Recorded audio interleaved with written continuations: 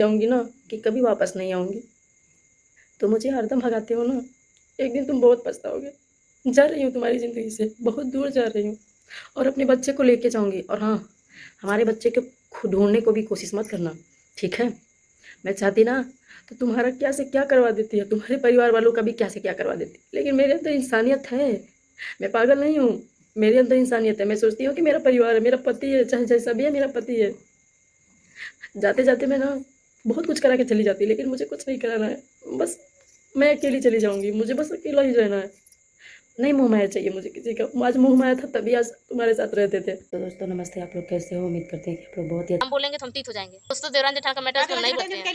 तूने बोले देवरान जेठान कर ले वो तो बोले वाली फाइल बहुत भौजी वाली फाइल देवरान जेठान का बार बार जुलुक ना पे वासे पर जाके देखना डॉन डॉन के काल करवा जाके देख ले दोस्तों। बहुत आगे हम यहां पर आए भाभी जेठान बदला में उनके लिए जेठान से करा कि गड़ का थी हम बदला खत्म कर ले बहुत बदला कर अनु तनु के तू बदला कर दे जेठान का जेठान कल तो हम दोस्तों हम क्या बोले थे? हमें बोले थे देवरान जेठान हम बोलेंगे तो मतलब दोनों में अपने और एक हो जाएंगे। हम तीत होंगे, हम क्यों तीत होंगे? तीत होंगे ना तू भाई भौजी वाली फाइल का ना बोल पा तो बहुत बढ़िया तो लाड़े नानू भाभी से हमारे थोड़ा बतियाते सबके सामने बतियाते हैं। का जैसे जैसे पिछले का इंसान को एक साल अनुमान का वीडियो का सुन ले तब ना आप लग नहीं जाते। देखिए दोस्तों, दोस्तों का देखे ऐसे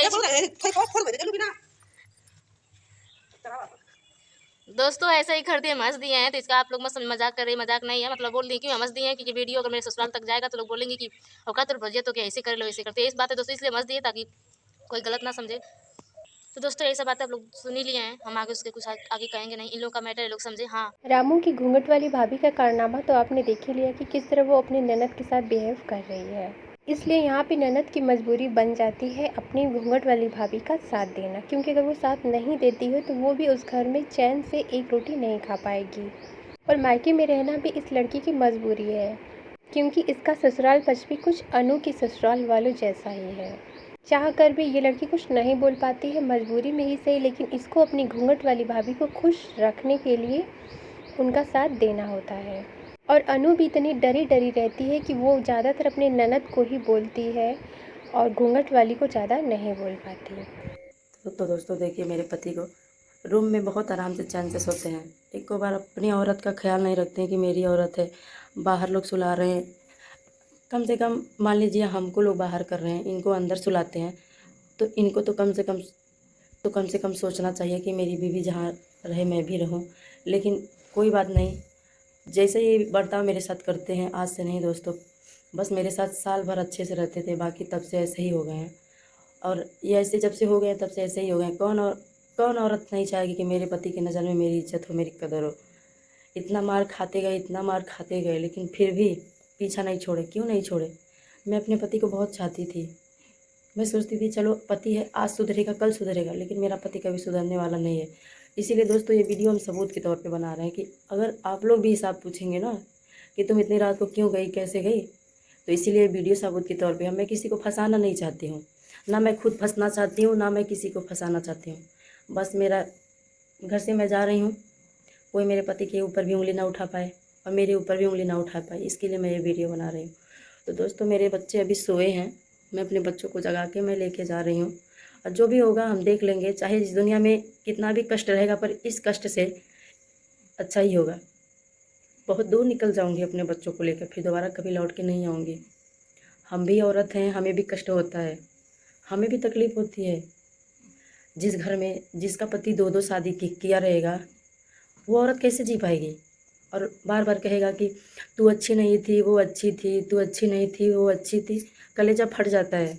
पति के नज़र में औरत की कोई अहमियत ना हो ना, वो औरत जीते जी ख़त्म हो जाती है।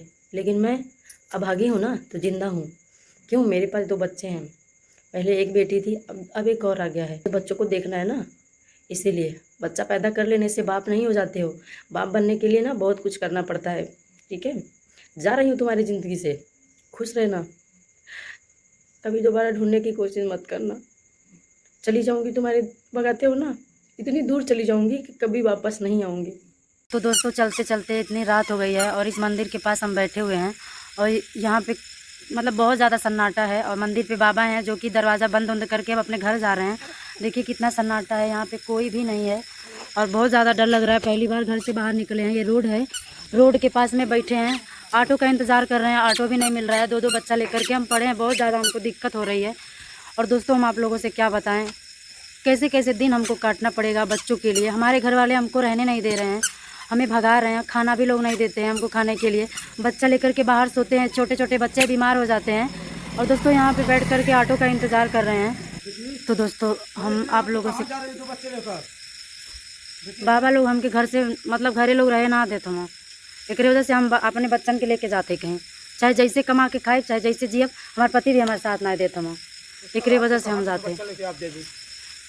बाबा आ जाए रुक जाए, फिर हम सुबेरे निकल जाए, को टेम्पू ना अच्छा रहे कहीं व्यवस्था दे दा बाबा, यहीं हम रह जाए, उसके बाद चल जाए सुबह ही एकदम ऑटो चले लगी। तो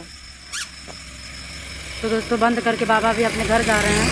और आज यहीं पे हम हो सकेगा तो रुकेंगे, क्योंकि ऑटो भी नहीं चल रहा है, बहुत रात हो गई है और बहुत डर भी लग रहा है। सड़क के किनारे बैठे हैं और देखिए दोस्तों कितना सन्नाटा है, कितना सुनसान जगह पे बैठे हैं हम। और ये भगवान पे सब भरोसे छोड़ दिए हैं। भगवान हमारा जैसे हम घर से निकले हैं वैसे हमें कुछ काबिल बनाए ताकि हमारे पति को भी समझ आ जाए। तो दोस्तों ऑटो मिल गया है और हम और लाडो और मेरा बेटा हम लोग जा रहे हैं और देखते हैं कहाँ तक के लिए जाएंगे। जहाँ तक हमारा नसीब होगा वहाँ तक जाएंगे। और दोस्तों हम अब लौट के उस घर में दोबारा कभी नहीं जाएंगे जब तक मेरा पति या तो सुधर जाए चाहे ना सुधरे, हमको उससे मतलब नहीं है, हम नहीं जाएंगे। अब ऑटो मिल गया है और हम जा रहे हैं। तो मंदिर पे बैठे थे, अब इतनी टाइम ऑटो मिला है और लाख लाख शुक्र है बाबा का जो हमें वहाँ पे रुकने का मौका दिए और हमें वहाँ पे रहने दिए और हमारे दोनों बच्चे को देख रेख कर रहे थे। तो दोस्तों हम सफ़र करने जा रहे हैं और आप लोगों को जो भी बातें रहेगा सब बताते रहेंगे और अपने पति की हर एक करतूती बताएंगे कि मेरे साथ क्या क्या जुल्म करता था और क्या क्या मेरे साथ किया है, सब बताएंगे आपको। बस यहाँ से हम चले जाएँ उसके बाद बताते हैं। अनु की ये हालत देख के कोई पत्थर दिली होगा जिसकी आंखों में आंसू नहीं आए होंगे, क्योंकि अनु की स्थिति को बदतर बनाने वाला कोई और नहीं बल्कि उसका पति रामू है। क्योंकि पति पत्नी तो दुख सुख के साथ ही होते हैं, लेकिन रामू ने सुख में तो साथ दिया है अनु का, लेकिन दुख में कभी भी साथ नहीं दिया है। और ऐसे रिश्ते बोझ होते हैं, कब तक अनु ऐसे रिश्तों को ढोती रहेगी। आप देख सकते हैं कि किस तरह जेठानी ससुराल में सारा काम अनु से करवाती है, उसके बाद अगर लेट हो जाता है तो उसके लिए लड़ाई झगड़े करती। इतना ही नहीं, खाना भी अनु को खाने नहीं देती है। इसके साथ ही आपने देखा होगा वीडियो में कि किस तरह रामू घर में सोया हुआ था और अनु को बाहर सुलाया जाता है खाट पे अपने दोनों छोटे छोटे बच्चे को लेकर, जबकि उसका छोटा बच्चा सिर्फ 2 मंथ का है। आप सोच सकते हैं कि वो औरत यूट्यूब की पॉलिसी के खिलाफ है, वरना तो बहुत ही गंदा निकल रहा है उस औरत के लिए। आप खुद सोच सकते हैं कि किस हद तक वो औरत गिर सकती है और गिर गई है कि भाई एक छोटे से नन्हे मुन्ने बच्चे को जो कि सिर्फ 2 महीने का है उसे वो बाहर सुला रही है। इसकी वजह से अनु के बच्चे बीमार रहते हैं। आखिर कब तक कोई बर्दाश्त करेगा। बर्दाश्त करने की भी एक सीमा होती है जो कि ख़त्म हो चुकी है, फिर भी अनु ने बहुत कुछ सहा है। अब अनु ने जब घर छोड़ने का फैसला ले लिया है तो वापस उस नर्क में उसे नहीं जाना चाहिए। रामू को अगर अपनी पत्नी के साथ रहना है तो वो खुद भी साथ में रहे, लेकिन वो उस घर में कभी भी सुखी नहीं रह सकती। रामू जैसा पति, पति के नाम पे क्या है आप सोच सकते हैं। भाई जब अपना पति ही कुछ ऐसा हो तो किसी और की ज़रूरत क्या पड़ेगी। और सारा ममता दया जो रहता है रामू के लिए घूंघट वाली भाभी का रहता है, लेकिन अनु के लिए कोई भी मोह माया ममता नहीं रहता है। आखिर क्यों वो इस तरह से अनु के साथ बिहेव करती हैं, जैसे लगता है अनु उनकी देवरानी नहीं बल्कि उनकी सौतन है। और ये बातें सच भी हो सकती हैं, इसमें कोई भी दो राय नहीं है, क्योंकि अगर ऐसी बातें नहीं रहती तो फिर अनु की जेठानी आखिर क्यों रामू को घर में सुलाती और अनु को बाहर सुलाती। आखिर कुछ तो रीज़न होगा। और रामू भी इस चीज़ के लिए नहीं बोल रहा है, भाई इतना दुर्दशा देख के भी वो उस घर में है तो इसका भी कुछ रीज़न होगा।